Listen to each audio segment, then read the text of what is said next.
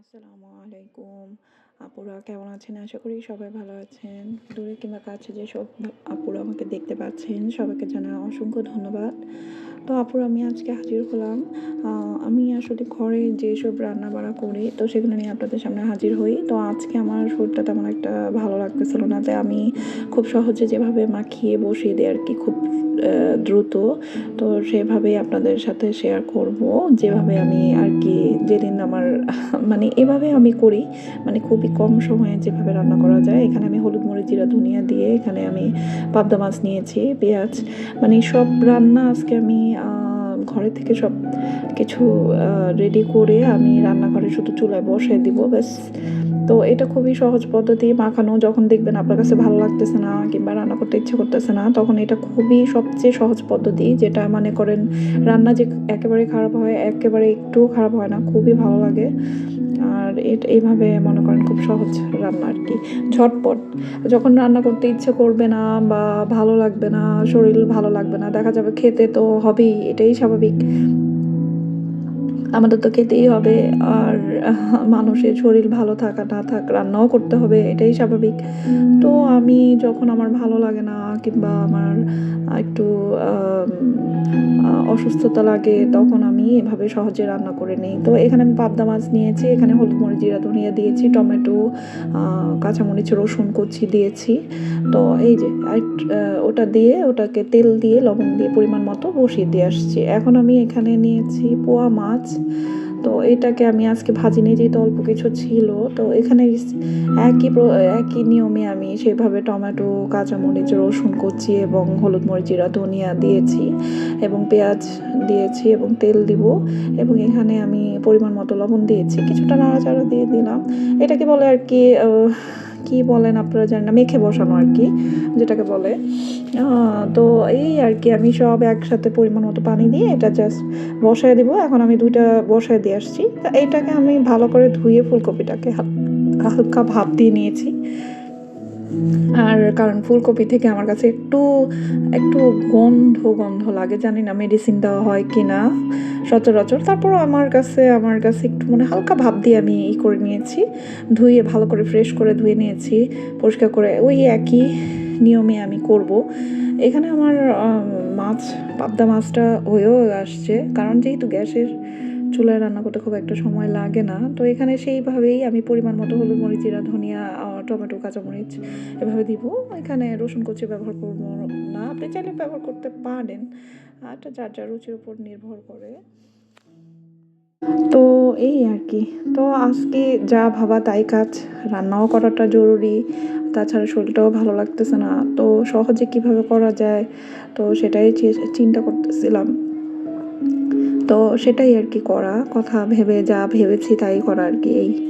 তো আর কি, তারপরে আমি ডালটাও কিন্তু আমি এইভাবেই প্রসেসিং করে সানজায় বসাবো, মানে যেটাকে বলে সানজানো ডাল। মানে সানজানো ডাল বলতে যেটাতে আমি আগে ডালটাকে ধুয়ে ভিজিয়ে রেখেছি, এতক্ষণে এগুলো প্রসেসিং করলাম, ভাজি। আর আমার মাছগুলো এখন হয়ে আসছে প্রায়। তো এখন ভাজিটাও আমি ঠিক সেই নিয়মেই আমি তৈরি করে নিচ্ছি, পরিমাণ মতো পানি দিয়ে নিলাম। যেহেতু এটা হালকা ভাপ দেওয়া, তাই তেমন একটা পানির প্রয়োজন হবে না। আপনি তো এখন আমি এটাকে ঢাকনা দিয়ে ঢেকে এটাও বসিয়ে দিব ভালো করে নাড়াচাড়া দিয়ে। তো আমি আজকে আসলে কিচেনে থেকে আমার কাছে ভালো লাগতেছিল না, কিচেনে একটু মনে হচ্ছিল, দাঁড়াইতে প্রবলেম হচ্ছিল। তো যাই হোক, আমি এখন সব টেবিলেই করে নিলাম, শুধু এটাকে আমি চুলায় বসিয়ে দিব আর হয়ে যাবে। তো এগুলো আপনি উপরে ধনিয়া পাতা দিলেই বাস হয়ে যাবে। আমার এখন আপাতত ধনিয়া পাতা নেই, শেষ হয়েছে। তো না দিলেও চলবে, যেহেতু আমি মশলা যেখানে যা পরিমাণ মতো সেখানে সব কিছু ঠিকভাবেই দিয়েছি। তো ধনিয়া পাতাটা হচ্ছে এক্সট্রা একটা মানে ফ্লেভারের জন্য ভালো লাগে আর কি শীতের দিনে। তো আমার ছিল, এখন নেই। তো আমি বসিয়ে দিয়েছি, আমার মাছগুলো হয়ে গেছে। তো আমি ডাল আগে ভাগেই সানজায় বসিয়ে দিয়েছিলাম। ডালটাকেও আমি ঠিক সেই প্রসেসিংয়ে আমি হলুদ না, শুধু হলুদ দিয়ে, মরিচ দিইনি, হলুদ, তারপরে রসুন কুচি, পেঁয়াজ কুচি, কাঁচামরিচ দিয়ে একবারে সরিষার তেল দিয়ে মাখিয়ে বসিয়ে দিয়েছিলাম। আমার ডালটা হয়ে গেছে, ভাজি হয়ে গেল, পাবদা মাছ এখানে হয়ে গেল, পোয়া মাছ টমেটো দিয়ে।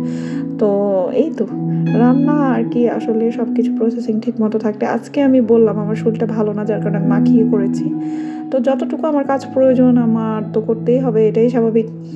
দেখা যাবে আমার কাছে ঘরবাড়ি নোংরা থাকলে তেমন একটা ভালো লাগে না, নিজের কাছেও ভালো লাগে না।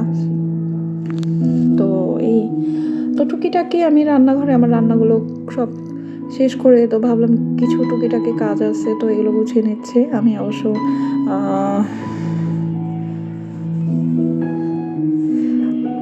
আসলে আজকে আমার কাজে একটু আমি এইভাবে খুবই শর্টকাট করি। যখন দেখবেন মানুষ তো রোবট না, তাই না? মানুষের অনেক সময় শরীর ভালো থাকবে, অনেক সময় ভালো থাকবে না। এটাই স্বাভাবিক। দেখা যায় আমার অনেক সময় মাথা ব্যথা, প্রচণ্ড মাথা ব্যথা, দেখা যায় আমার রান্নাও করতে ইচ্ছে করে না। তখন কি করব? এইভাবে খুব সহজ পদ্ধতিতে রান্না করে নিই। আমার রান্নাও হয়ে গেল, আবার আমার ঘরের কাজও হয়ে গেল। আর রান্না না করলে তো এটা চলেও না, তাই না? তো এই আরকি। তো আপনারা যারা আপুরা অনেক সময় আছেন, খুব সহজে ঝটপট করতে চান, আপনি করে দেখতে পারেন। খুবই মজাদার। আমি অবশ্যই সবগুলো চেখে দেখেছি। আমার কাছে ভালোই লেগেছে। আর সানজারের রান্না খুব একটা খারাপ লাগে না। যেহেতু আপনি মসলার পরিমাণগুলো ঠিকমতো সঠিকভাবে দিলে, লবণ এবং আপনার যেখানে যা প্রয়োজন সবকিছু দিলে, আপনি ধনিয়া পাতা লাস্টে শেষে ছড়িয়ে দিবেন। আপনার কাছে রান্নাটা ভালোই লাগবে। তো খারাপ লাগবে না। আমার কাছে ভালোই লাগে। তো তারপর টুকিটাকি কিছু কাজ ছিল, সেগুলো গুছিয়ে নিচ্ছি। তো এভাবে করেই দেখা যায় সকাল থেকে নিয়ে সন্ধ্যা কিংবা বিকাল পর্যন্ত বিভিন্ন ধরনের কাজকর্ম নিয়ে একটু ব্যস্ততায় থাকে আমার। তো আমার অনেক সময় তো এই অবস্থা আরকি। তো যাই হোক আপুরা, ও ফার্নিচারগুলো দেখা যায় মোছার পরও ধুলাবালি পড়তেই থাকে এমন অবস্থা। তো একবার ঘর গোছালে, পরিষ্কার করলে আবার নোংরা হয়ে যায় বিকাল না হতেই। এটাই স্বাভাবিক। আর কি করার? তো দূরে কিংবা কাছে যেসব আপুরা আমার ভিডিওগুলো দেখেন, যদি আমার ভিডিওটি আপনাদের কাছে ভালো লাগে, অবশ্যই লাইক, কমেন্ট, শেয়ার করবেন এবং আশা করি সাবস্ক্রাইব করে পাশে থাকবেন। তো এই দেখা যায় নানা ব্যস্ততা, কর্মব্যস্ততার জন্য অনেক সময় আমি ভিডিওটা ঠিকমতো দিতে পারছি না। মানে আমি চেষ্টা করছি যাতে আমার রেগুলার এটা একটা কাজের মধ্যেই পড়ে। তো আমি এটা দেওয়ার চেষ্টা করছি যাতে আমার এটা কাজটা রেগুলার আমি করতে পারি। ইনশাআল্লাহ এই চেষ্টাটাই আমি করছি। তো আমি বের করেছিলাম পরবো। তো এখন টুকিটাকি কিছু এলোমেলো শাল ছিল, আরও অন্যান্য কাপড় ছিল। তো সেগুলো টুকিটাকি ভাঁজ করলাম। আসলে প্রচণ্ড মাথা ব্যথা ছিল। প্রচণ্ড মাথা ব্যথা। তারপরও আমার দেখা যায় কাজগুলো তো করতেই হবে, এটাই স্বাভাবিক। তো আমি ধীরে সুস্থেই কাজগুলো সেরে নিচ্ছিলাম যাতে আমার কাজগুলো হয়ে যায়। তো যাই হোক, ভালো থাকবেন সবাই। খোদা হাফেজ।